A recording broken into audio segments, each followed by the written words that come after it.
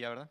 Sí, perfecto. Bien, hermanos, bienvenidos. Vamos a orar. Padre, te damos gracias por este día, gracias por tu amor y tu misericordia. Te pedimos que en este tiempo seas tú obrando, Padre, seas obrando en nuestras vidas, que seas hablando a nuestros corazones, a nuestro espíritu, y que este tiempo se trate de ti, que sea para la edificación de tu iglesia, la edificación de tu cuerpo. Síguenos fortaleciendo y preparando para poder hablar ante un mundo que duda de tu palabra, de tu existencia, Señor. Te agradecemos todo y te pedimos por los hermanos que hoy no pudieron acompañarnos, los que vengan en camino, en nombre de Cristo Jesús. Amén. Bienvenidos. ¿Sabes si se puede prender los ventiladores, hermano? Como que está un poquito caliente acá atrás, pero si hay chance, gracias, David. Bien, bienvenidos. Gracias por acompañarnos el día de hoy. Como dije, hay bastantes lugares. Si no se escucha bien, pues se pasan para acá. Al cabo, tenemos bastante lugar ahí. Los de granjas creo que hoy no nos pudieron acompañar, entonces son los que llenan aquí, pero es bueno tenerlos a todos ustedes. Hemos estado viendo, para los que, bueno, no nos pudimos reunir el mes pasado, así que es un poquito de tiempo que dejamos sin estudiar, ya que estas reuniones son una vez al mes. Y el tema son tácticas para debatir o para conversar nuestras cosmovisiones cristianas en un mundo pues que lo cuestiona todo, ¿no? Hemos visto cómo a lo largo del cambio de cultura, la tecnología, todo eso ha menguado o ha ayudado, dependiendo cómo lo veamos y también cómo lo usemos, al cristianismo, ¿sí? Cuanta más evidencia hay, cuanto más avanza la tecnología, la inteligencia artificial, y luego llegan los Terians, ¿no? Y todos estos modelos de pensamiento que invaden no solo a los jóvenes, sino también ahorita a las generaciones que les anteceden, ¿no? Y estuvimos viendo algunas tácticas y nos quedamos en la táctica Colombo 3, marcar la pauta. Y en este ejemplo de esta que nos presenta Greg Koukl, dice el incrédulo y hace la pregunta: ¿usted está a favor o en contra de la homosexualidad? Es una pregunta que hoy en día responderla de manera franca y llana, directa, podría causar no solo molestia, sino incluso censura, persecución. Recientemente yo vi una entrevista que le hicieron a un predicador muy conocido, probablemente ustedes lo conozcan, se llama Dante Hebel. Le cuestionaron sobre el aborto. Ahora, no quiero justificar la respuesta que él dio, para mí fue una respuesta muy incorrecta, sin embargo entiendo el contexto y la manera en que él trató de responder, prácticamente como un incrédulo en cuanto a la suposición del aborto. Pero como digo, aunque no lo justifico, lo entiendo, porque él estaba en un área pública, en una entrevista en CNN, televisión abierta.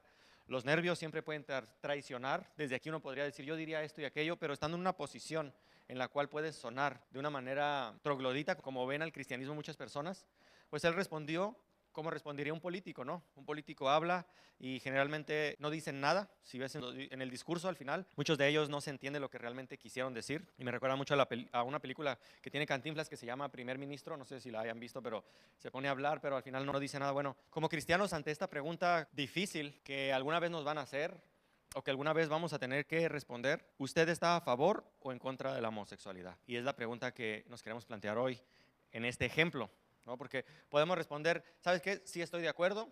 Caray, ¿en qué sentido, no? O no estoy de acuerdo. Ambas podrían causar un desconcierto de cualquiera de las dos posiciones, ya sea cristiana o no cristiana, ¿sí? Dice Greg, nótese que por el simple hecho de estar en contra, ya se nos acusa de intolerantes, por ese simple hecho, ¿sí? O sea, ya hay una predisposición del no cristiano a decir que estar en contra ya te vuelve intolerante ante cualquier posición. Podemos salir de esta etiqueta haciendo una simple pregunta antes de responder. Y lo que hemos estado viendo en tácticas es que en vez de tratar de refutar por medio de afirmaciones o contradicciones, ¿cómo hemos visto que le hacemos? Por medio de preguntas, ¿no?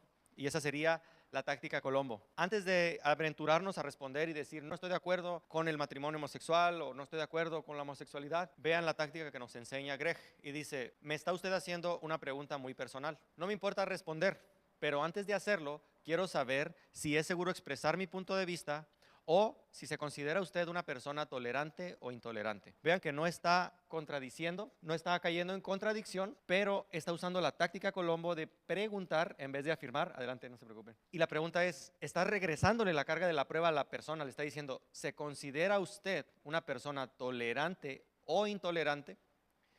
¿Es seguro dar mi punto de vista o usted me va a juzgar por mi punto de vista, ¿no? Antes de responder, le está regresando la carga de la prueba al no creyente y le está dejando a él toda la responsabilidad de ser o no ser tolerante, ¿no? ¿Es seguro dar mi opinión o va a juzgarme por mi punto de vista? ¿Respeta usted los diferentes puntos de vista o condena a quienes piensan distinto a usted? ¿Sí? O sea, antes de darle mi respuesta, yo quiero saber en qué lugar me encuentro, ¿no? Si es un lugar donde usted también va a respetar mi opinión o donde usted se considera intolerante. ante las respuestas de otras personas, ¿no? Lo que acaba de hacer es regresarle la carga de la prueba antes de responder, ¿sí? Ese es un ejemplo en la cuestión de la homosexualidad, ¿no? ¿Está usted a favor o en contra? Entonces, cuando hacemos esta, regresamos la carga de la prueba, ahora podemos estar en un lugar un poco más seguro al dar la respuesta. ¿Por qué? Porque si la persona dice, no, la verdad yo me considero intolerante ante las personas que no piensan como yo, difícilmente alguien va a aceptar eso, ¿no? Pero la cuestión es que si ha aceptado que es tolerante en estas cuestiones, yo podré dar mi punto de vista de una manera más franca, sin sentirme prejuzgado por esta cuestión, ¿no? Ahora viene la trampa del profesor, que hablamos que se da en las universidades, ¿no? Cuando, o desde la preparatoria, ¿no? Donde el profesor toma la autoridad y él es incuestionable, ¿no? Como él es el profesor, él sabe de lo que habla, todo lo que él dice debe ser verdad, porque pues puesto que es el profesor, pues no se debe equivocar, ¿no? El profesor le dice, la Biblia está llena de fábulas, porque está llena de milagros y los milagros no existen, ¿sí? ¿Ok? Aquí ha hecho una afirmación y hemos dicho que quien hace la afirmación tiene la carga ¿de qué? De la prueba. Quien afirma tiene que probar, ¿sí? Si yo afirmo algo, tengo que probarlo, pero puesto que yo no he hecho ninguna afirmación y es el profesor el que ha afirmado, ha hecho varias afirmaciones, vean. Uno, la Biblia está llena de fábulas porque está llena de milagros y los milagros no existen. Entonces, la táctica Colombo 2 que vimos es ¿cuál es tu fuente? ¿No? Es la pregunta 2. Colombo 2 dice, ¿cómo sabe que los milagros no existen? ¿Sí? Porque aquí hay una predisposición para decir los milagros no suceden. En vez de tratar de demostrarle el milagro de la resurrección y hablar de, en vez de contrarrefutar, yo puedo preguntar, ¿cómo sabes que los milagros no existen? Esa es la Colombo 2. Y el profesor dice, los milagros no existen porque nunca ocurren. Pero vean que esta no es una respuesta, esto es un argumento circular, así se les conoce a estos argumentos que no responden, más bien vuelven al punto. Y él está diciendo básicamente, los milagros no existen porque nunca ocurren. Entonces el estudiante dice, ¿no cree que es un razonamiento circular? Usted está asumiendo que los milagros no ocurren. Yo quiero saber cómo sabe que nunca han ocurrido. ¿Sí? Si los milagros no ocurren, ¿cómo sabes que nunca han ocurrido? ¿Sí? Está regresándole al profesor la carga de la prueba. ¿Sí? Le está dejando a él que demuestre la afirmación que él ha hecho. Entonces el profesor responde, el estudiante le dice, ¿no cree que la cuestión de si los milagros ocurren depende de si Dios existe o no? O sea, aquí la cuestión es, si Dios existe, los milagros existen. Si Dios no existe, eso sería una afirmación más acertada, ¿sí? Más que decir los milagros no ocurren, aquí la cuestión es, si Dios existe, los milagros ocurren.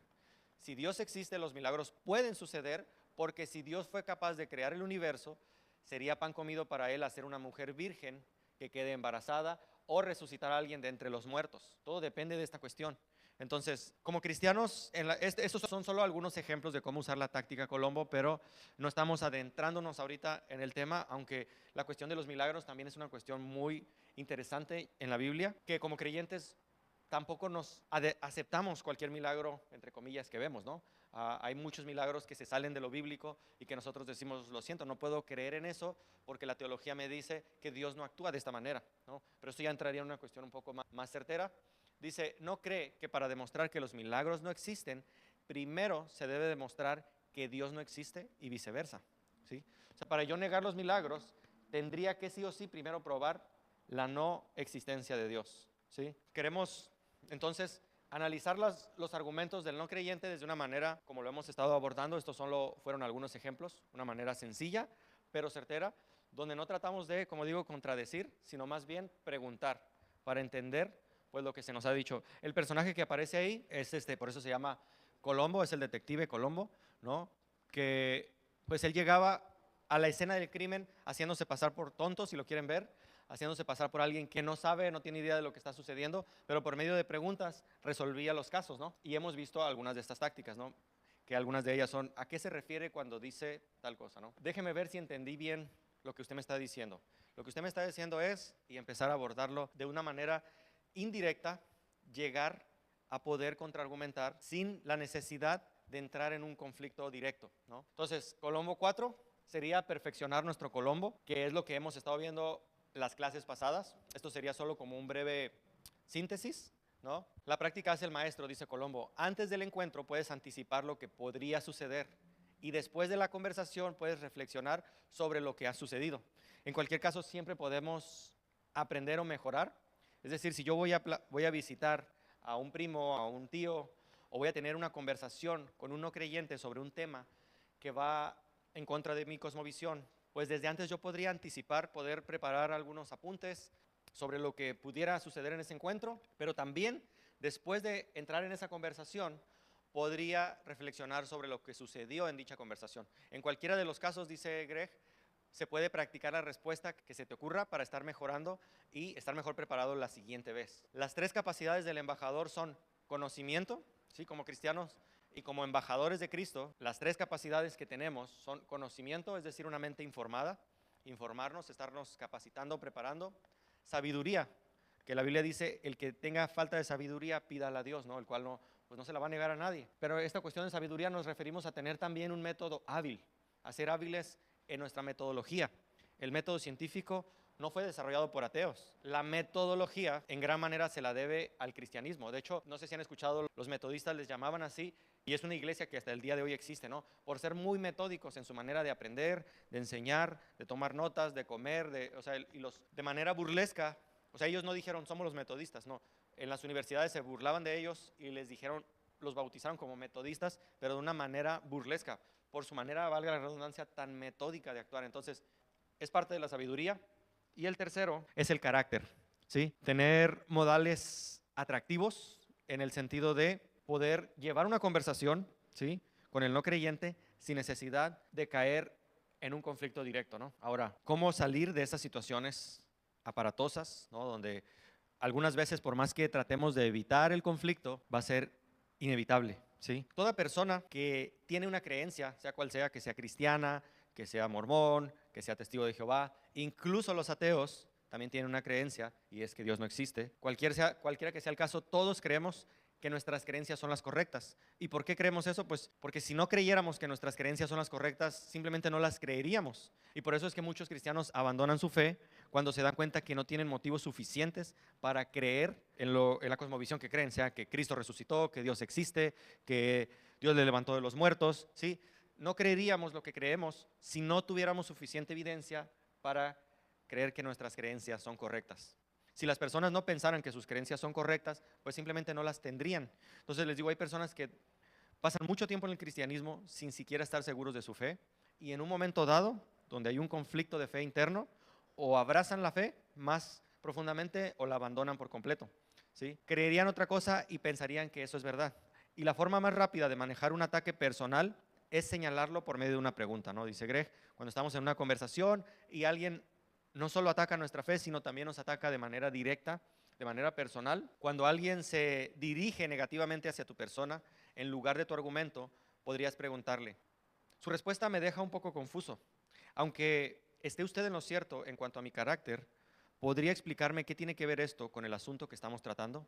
Hoy aquí estamos hablando de situaciones donde se ataca el carácter de la persona, ¿sí? Donde el ataque que está haciendo no tiene nada que ver con mi argumento o con el argumento a favor de la existencia de Dios, ¿no? Es prácticamente lo que me dices es mentira porque no me caes bien, ¿no? Eso es lo que realmente está diciendo este argumento. Si alguien ya nos ha tildado de intolerantes, como vimos en el ejemplo pasado, dice Greg, cuando me llama intolerante, y es una de las preguntas que vimos, ¿qué quiere usted decir exactamente, no? ¿Qué quiere usted decir cuando me llama intolerante? ¿A qué se refiere con que soy intolerante? ¿Sí?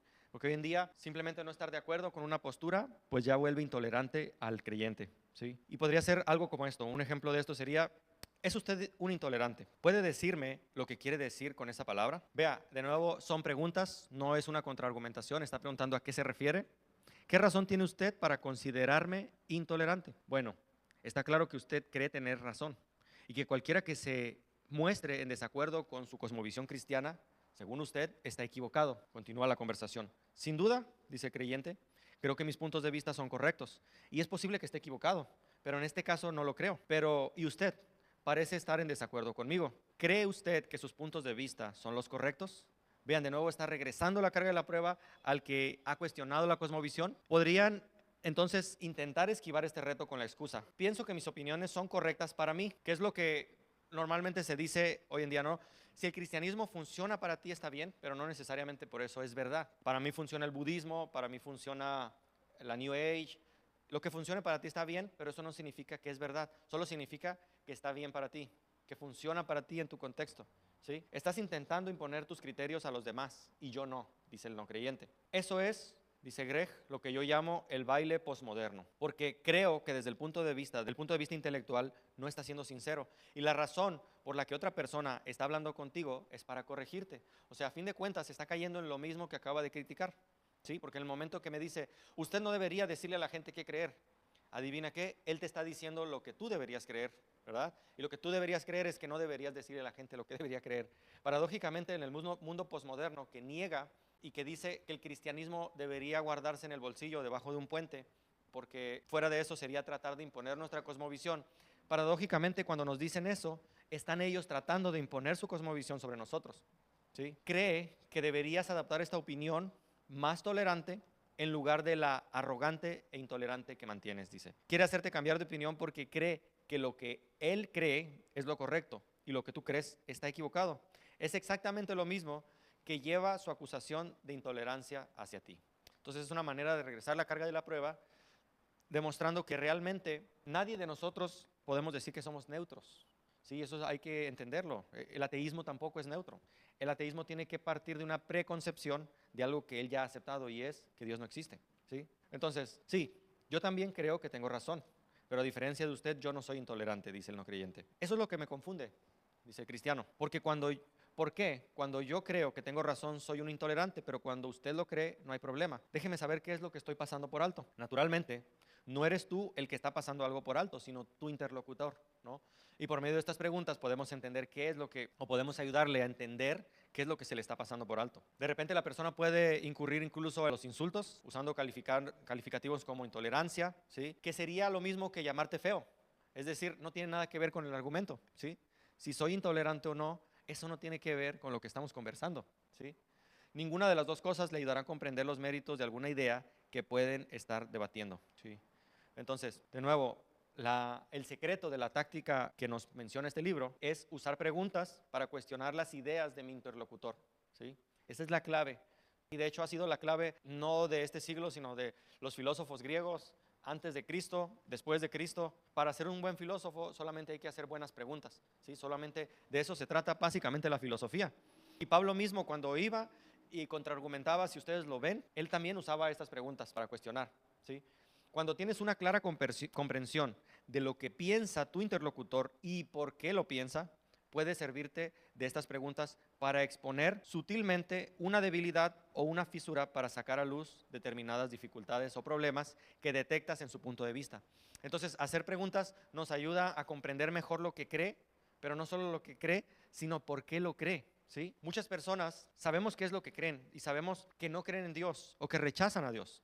Pero a veces cuando entendemos por qué no creen en Dios, wow, a veces eso nos da un poco más de cercanía y de entendimiento, porque, como les digo, la apologética cubre esta parte racional, pero cuando entendemos a muchas personas de por qué rechazan a Dios, o fueron abusadas por un padre abusador, o no tuvieron padre, o hay muchos motivos por los cuales están rechazando a Dios, y muchos de ellos no son motivos racionales, pero entender por qué nos ayuda a poder tener una cercanía más pastoral, ya sea llevarlo con pastores o con líderes o con ancianos que le puedan dar ya un cuidado más pastoral, ¿no?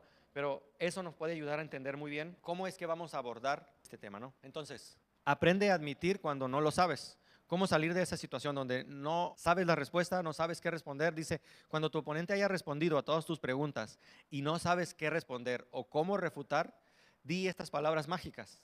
Y las palabras mágicas son, déjeme pensar en eso. O sabes que no me había tocado, nunca lo había visto desde ese punto, déjame investigarlo y te tengo una respuesta. Más que tratar de inventar respuestas, o sí, o negar, ¿sabes qué? La verdad no sé, déjame investigarlo. Son mágicas porque cuando las dices quedas libre, al menos por el momento, de cualquier obligación de dar más respuestas, ¿sí? Segunda parte, entonces, vamos a ver algunos tipos de falacias lógicas, ¿sí?